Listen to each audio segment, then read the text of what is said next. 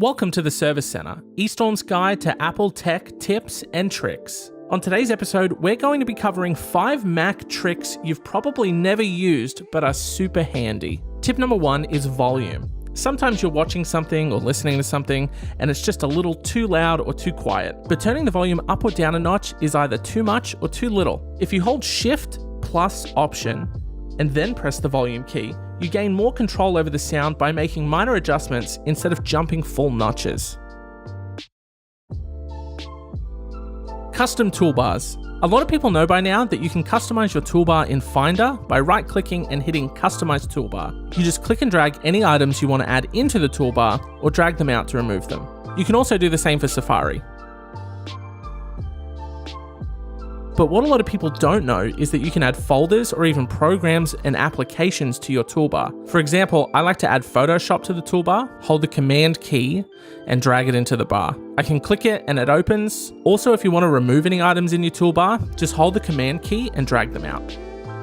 But what's really cool about this function is I can be searching images in my computer, and if I drag a file onto the Photoshop application in my toolbar, it opens the application and the file. This is especially handy for photo, video, and audio editing because it saves a ton of time and shuffling around windows, and that can be really tedious and time consuming. Emojis. You're typing away on your Mac and you desperately need to punctuate whatever you're saying with an emoji for some reason. Instead of Googling the emoji to copy and paste or opening your iMessage app to select and copy an emoji, you can press Control, Command, and Spacebar to bring up an emoji menu. Type in whatever you're looking for and boom, you've got emojis. Split screen. You're probably already aware of this function, but you'd be surprised how many people don't actually know about it or know how to use it. I use the split screen function all the time. I used it while making this video. I also found it incredibly helpful during university for general uni work and especially for writing assignments. Basically, all you want to do is find the green expansion button. I clearly don't know what that's called. Click and hold on that. A blue section will appear and you can drag your current window to either side. Click on another window to fill the opposite side, and then you can drag the middle bar to make one side larger or smaller. To exit out of this, just click the green button again, and to find your other window, you can just hit F3 and it's up here and you can hit that. That brings up that window. Hit the green key again to bring them both back onto the same desktop.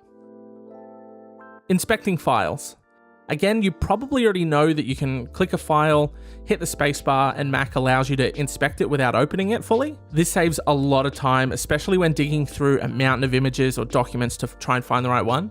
However, what you can also do is inspect multiple images and documents at the same time. So if you highlight all the files you want to inspect, again, press the spacebar, and you can cycle through the images by clicking the arrow up here or just pressing the arrows on your keyboard, or you can hit this square looking button right here and then you can see all your images and documents to inspect in one place.